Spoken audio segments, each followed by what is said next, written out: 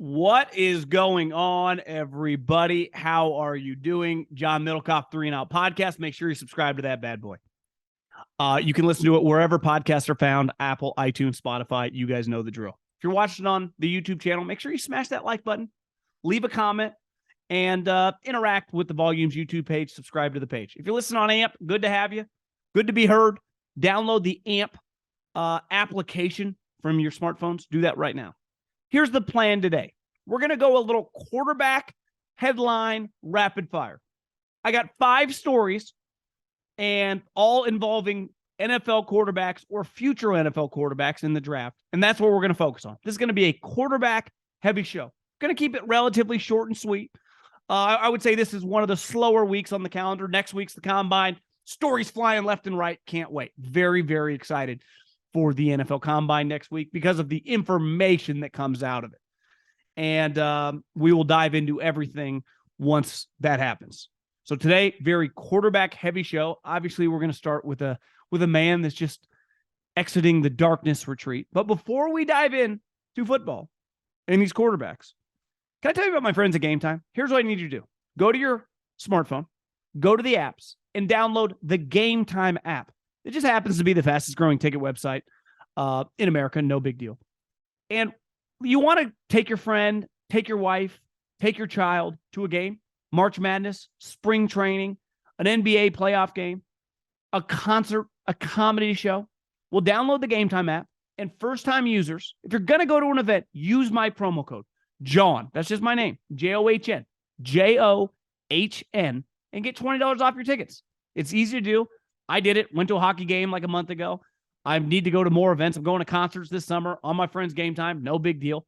I will be going to spring training games because of my friends at Gametime. Use the promo code John, John. Get out of the house, get some sunlight, have a beer, go to a concert. Obviously, that might not be in the sunlight, but enjoy your favorite artist.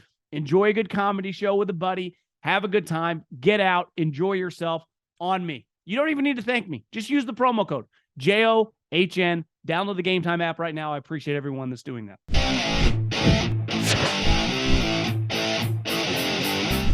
Hey, let's get into the quarterback rapid fire. And let's start first and foremost with Aaron Rodgers because he is the most important quarterback who is available. And let's face it, he's available.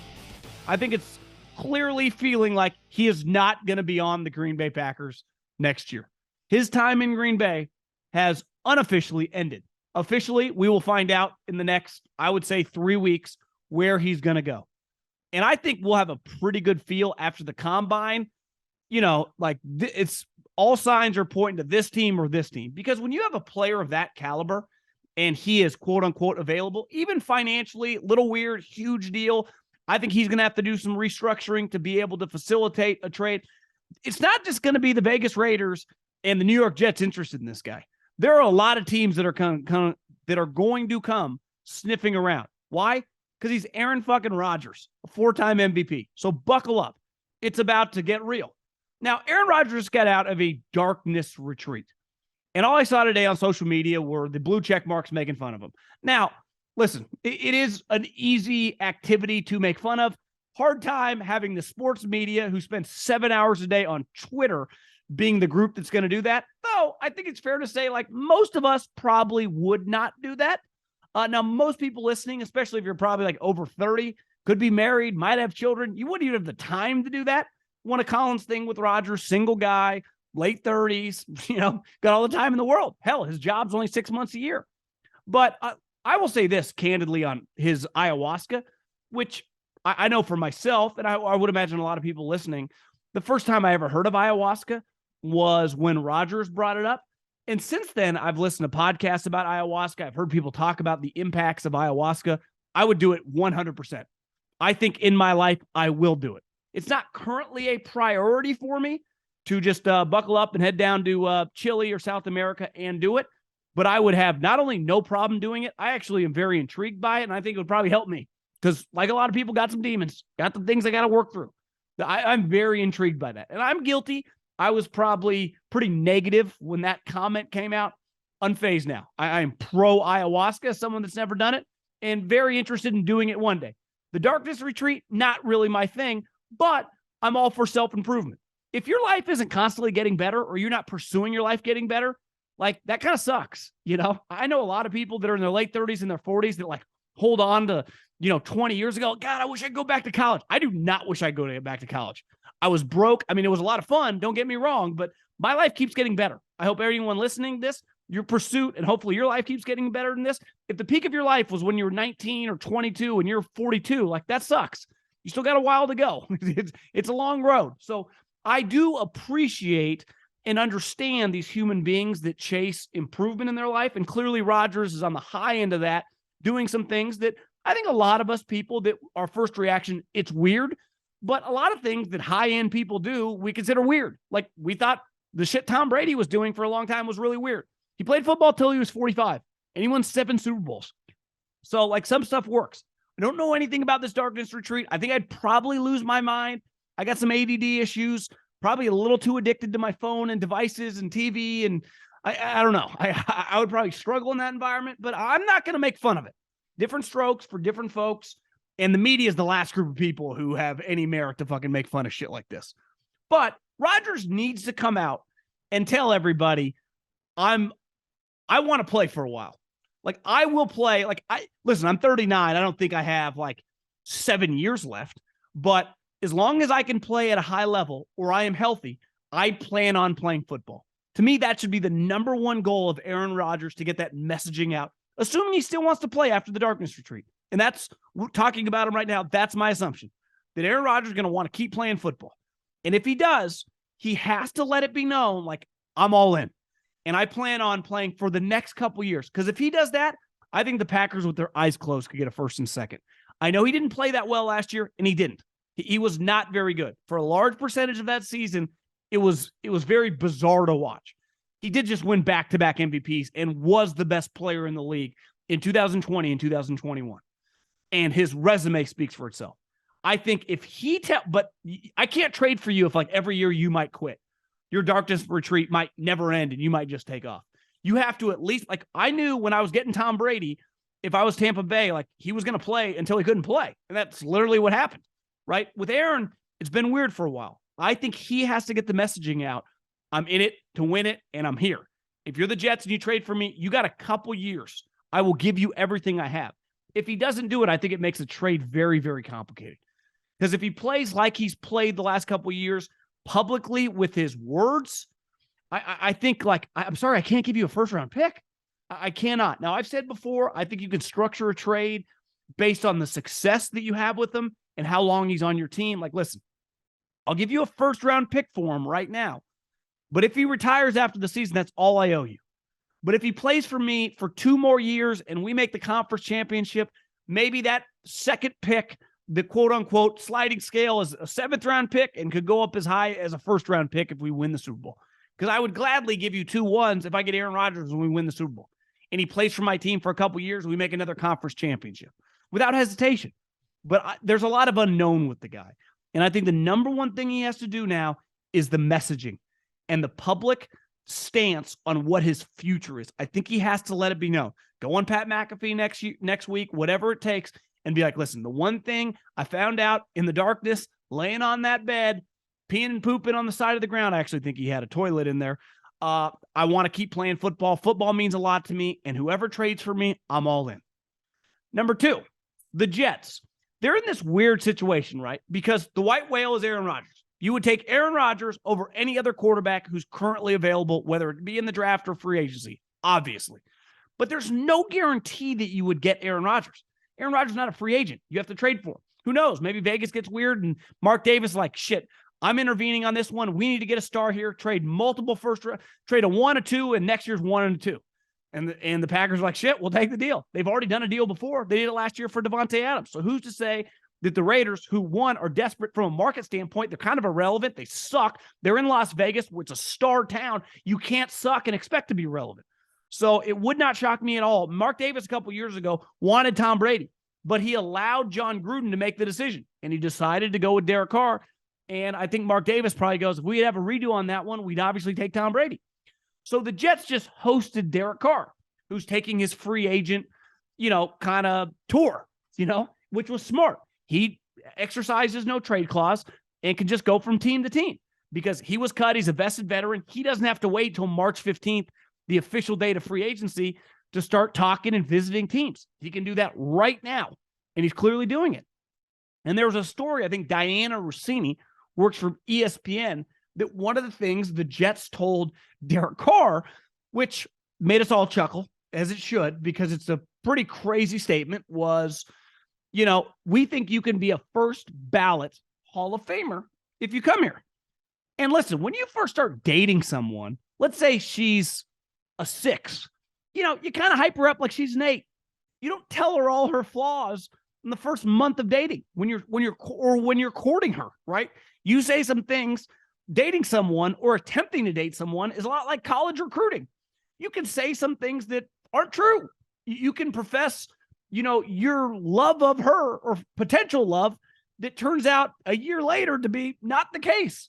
But at the time, like, you're not going to pretend like a 5's a 5, or if she's a 7, you're going to act like she's a 9.5. That's why usually in relationships, 2-3 years in, you're like, remember when you used to do X, Y, and Z for me and you no longer do? It's like, because I just wanted to get you in this relationship. And right now the Jets are in this weird spot. There's no guarantee that they're going to get Aaron Rodgers. And I would say Derek Carr, based on the other quarterbacks who are available, is easily the second best quarterback option. Now, I don't think it's a fit. If I was talking to Derek Carr from a team standpoint, a lot of talent. I think the market makes no sense. He played at Fresno State, D1, a non-Power 5 team. He's played for the Raiders his entire career, which is not covered like a big boy. It just simply is not. For a long percentage of his career, it was in the Bay Area where he was clearly playing second fiddle to the 49ers. And then in Vegas, like, they are just not some powerhouse franchise that's playing on Sunday Night Football and covered like one of the New York teams. They're just not. And I'm not saying that as a Raider hater. It's just a fact. So the majority of his career has been somewhat, obviously he's in the NFL, so he's a famous guy, a little under the radar relative to playing in New York, to playing in Philadelphia, to playing for Bill Belichick, to playing for the Green Bay Packers. It's just on a completely different level. It just is. No different than playing at Fresno State is a lot different than playing at USC, Texas, or Alabama. From a coverage standpoint, I've said over and over, I think the NFC South makes so much sense. Carolina, the Saints, which aren't even the most popular football team in their own state, that's LSU. I think Tampa would make a lot of sense. I think Indianapolis would make a lot of sense. Smaller market team where the weather is good. The weather. He is not some good cold weather quarterback. Remember the Pittsburgh game, Sunday Night Football this year on Christmas Eve? Was a fucking debacle. After that night, he never played another snap for the Raiders. Listen, I would avoid big market / the weather. That matters if I'm Derek Carr. It's why, now, obviously money impacts it. He's already made $150 million. This is not some Geno Smith that this might be the time for him to cash in. If it's a difference between 10 million here or there overall, I would be very careful about where I go. And I think part of it is, one, that statement is asinine. He's never going to be a Hall of Fame quarterback, but he can be a really good quarterback. He can be a guy that over the next couple of years, you go to the playoffs if your coaching staff is good and if your team is good. The Jets have the good team. From the market pressure, the whole thing, I think it would be a disaster. I've heard Boomer Esiason say it publicly, I think on his radio show in New York. He's like, this would not work. If I'm Derek, NFC South, Indianapolis, that's where I'm kind of steering my way toward. But I understand the Jets saying some BS while they're courting him. Welcome to, life courting whoever, whether it be in business, whether it be personally in a relationship. We all tell some white lies. That's part of landing deals. That's part of landing, a significant other. Welcome to life. Danny Dimes. This is a point in time during the season, right before free agency and the draft, where bullshit is all over the place. Because the agents get paid on points. And with players, they get paid, like 1.5% or whatever on a deal. And unlike the NBA where there's a slotted max, so it's like, I'm a max player. What the fuck are you even doing? Why am I paying you 1% when the team is just signing me for the max amount? The number's already set. You're not negotiating anything. Where in football, everything's a negotiation, right? The guaranteed money, the years, there is no set. Like you can just get whatever you can get. All of a sudden last year, I saw Brett Veach tell McAfee this, like the wide receiver market went to the moon because all of a sudden wide receivers started making $25-30 million. This year, buckle up when Nick Bosa gets paid. So the agents in football have a big impact on the contracts, right? But they also have a big impact into the way the public perceives them. So when you read these stories about Danny Dimes and what he wants or what he's thinking, that's coming from the agent, the guy that is going to profit as well, obviously, as Danny Dimes, but who's literally going to profit off the contract. So, of course, the agent wants to get Danny Dimes $45 million. Let's even say $35-40 million. That number makes me want to puke in my mouth. I think this is an easy situation for the Giants. Obviously, Danny Dimes more than likely is better than what they could get, right? You'd rather have Danny Dimes than Geno Smith's already been there. Jimmy Garoppolo gets hurt a lot. Like, Danny Dimes is fine. But there's also just a number. And listen, I've been house hunting. I would say that loosely. Once these taxes get done, I've never been more excited to do taxes now that I don't live in California. You save so much goddamn money. Oh, my God, it's incredible. But because then I will know kind of what range I can purchase and really get seriously about looking. But one philosophy I'm going to have is like, I'm going to make low ball offers and I'm not going to be afraid to hear no. Like, okay, cool. Because partly I'm not emotionally tied to homes and some people get that way. My girlfriend's in real estate. I see it with her clients. It's kind of crazy. And maybe it's just my personality. Maybe it's like, I don't have enough emotion sometimes. Some people might say that. Not here talking about football, but just in other aspects of my life. And I think the best people in pro sports have always been able to balance because you're dealing with people and really good players you want to keep. I'm not saying Danny Dimes is this, but you pick a number and you say, Danny Dimes, Daniel Jones, we like you. And we think that we want to keep you on this team. 2 for $40. We'll guarantee every penny. 2 for $40, $20 million a year. You want to go get 45? You want to get 35 million? Fucking hit the open market. Good luck. This is our offer. You know you have a good opportunity here. You know you could have success. Business is business. So if you can find more, Godspeed to you. But if we're going to tie ourselves to Daniel Jones, we're going to be very limited in what our upside is as a franchise. Because last year I said over and over, Brian Daboll is my coach of the year. I know he actually won it, but I was saying that in like November. It was remarkable what he was doing. They are not like their roster still isn't that good. And their best player is, probably going to get franchise tag, you think, but you never know with the running back. But ultimately, they won a ton of those one-score games. That easily year to year can change. Like, it's not inconceivable that Brian Daboll is a really good coach and next year they win 7-8 games, right? Partly because Daniel Jones is not some top 10 quarterback, and more than likely he's never going to be. But if he can be the worst version of that Cousins, Dak, even Carr kind of crew, then you're in pretty good shape. You build the team, you figure it out. Maybe you draft a quarterback on the side, but you cannot overpay for that. Under no circumstances can I couldn't pay Daniel Jones. I couldn't even get close to paying him Kirk Cousins money. I cannot do it. I have a number that's relatively low compared to top quarterbacks, but I also bank on where's he going to go? Who is going to pay him a lot of money? I can't see it, and you just got to stand firm with it, and you got to be unemotional with it. And if he leaves, Godspeed. Good luck to that fucking team. Because I'll tell you that if you're paying Daniel Jones $40 million a year, I pray to God we play you next year because that's going to limit how you build the team. So I would expect the Giants, Daboll, taught by, obviously Belichick, but even Saban's pretty cutthroat. Joe Shane, pretty high level deal maker, came, those successful Bills teams that kind of rework their cap. I would expect Danny Dimes to be in for a little bit of a wake-up call when it comes toward his overall money. And I think the Giants can get him relatively cheap for starting quarterback money. This feels Lamar thing. There was a story today on a Thursday I saw that the NFLPA is helping Lamar Jackson because Lamar Jackson has his mother negotiating his contract, which clearly, overcomplicates things, right? A huge part of the combine, and I've been to the combine probably 5 or 6 times in my life. When I worked in the NFL and even kind of doing it from a podcasting standpoint, is you walk around and there's just constant GMs, scouting guys and agents everywhere interacting. And partly because you're constantly just talking business and you're finding out information. It's an information gathering time, right? GMs are finding out what their own players are going to cost, what the trade market is like for some of their players. If you're a new coach or a new GM, you're figuring out who you can trade, what you can get for them, who you could cut. If I have to cut this guy or I could trade him, you're finding out all sorts of information. You're also finding out what future free agents and high-level guys that might be available and what it would cost, how much it's going to cost for this player.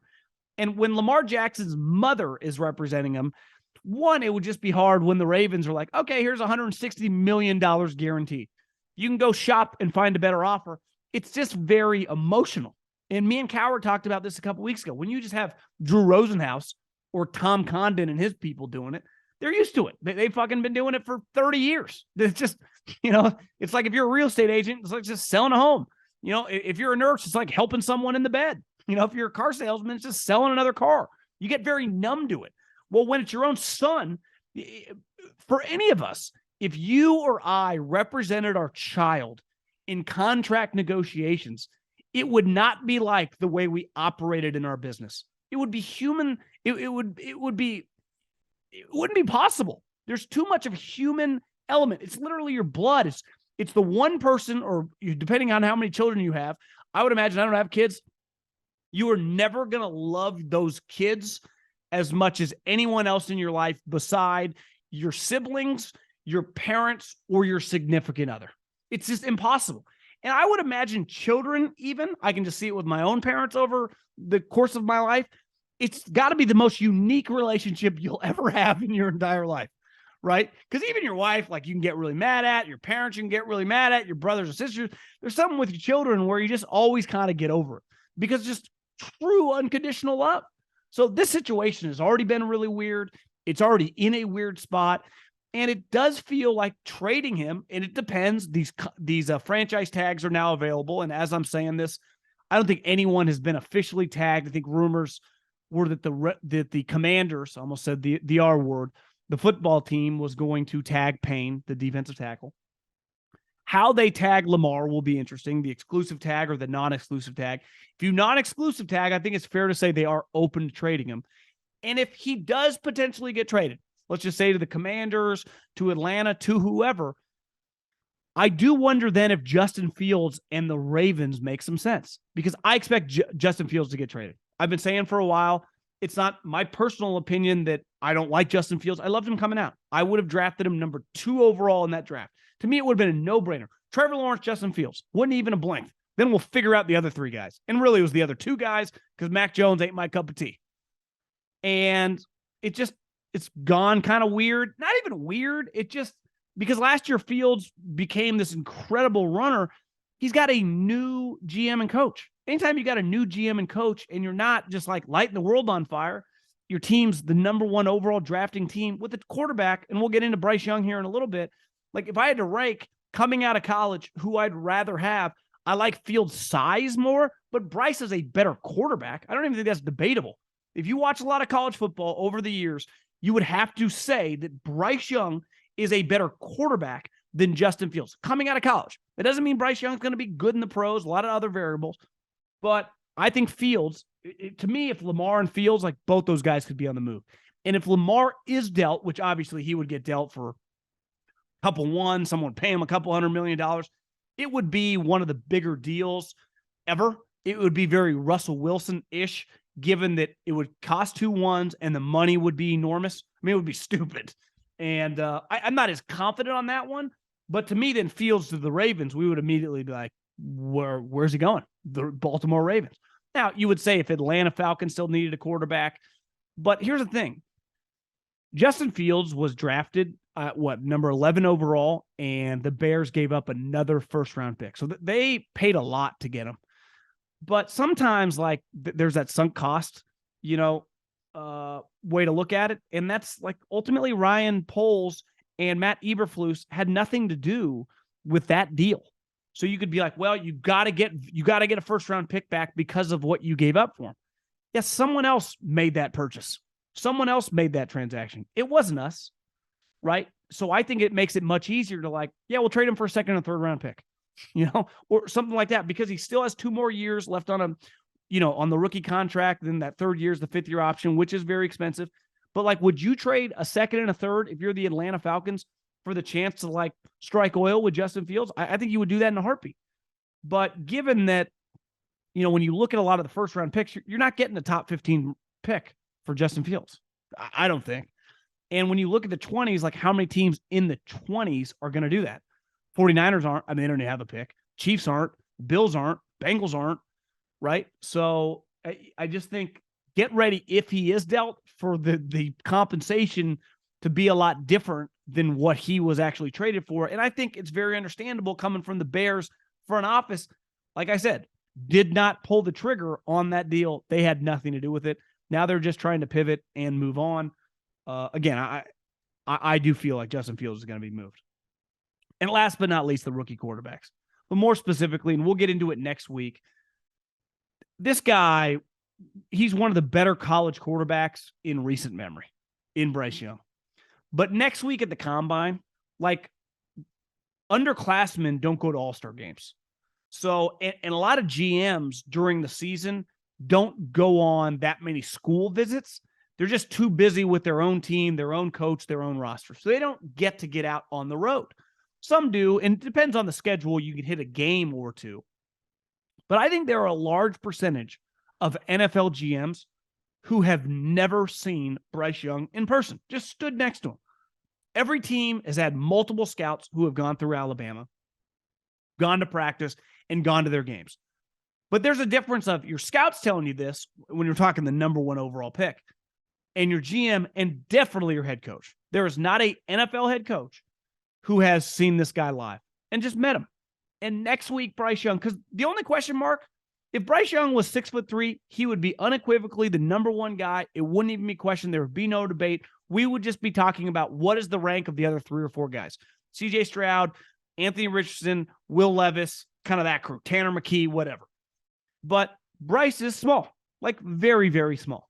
We've all seen pictures by now of him standing around other football players, and he's way shorter than them. And I say this all the time with Devontae Smith, because I remember a scout told me, he's like, because I was hard on Devontae a couple years ago. I'm like, I don't think I could draft a guy who weighs 168 pounds. And he's like, Middlekauff, this guy is fucking dominated in high school, went to Alabama, kicked the shit out of everybody in practice and in the games at that weight. He knows how to play. And look at him. Through a couple years in the pros, dominant player. He is going to have, he's going to make Pro Bowls. Not a Pro Bowl. Like, I bet he makes Pro Bowls.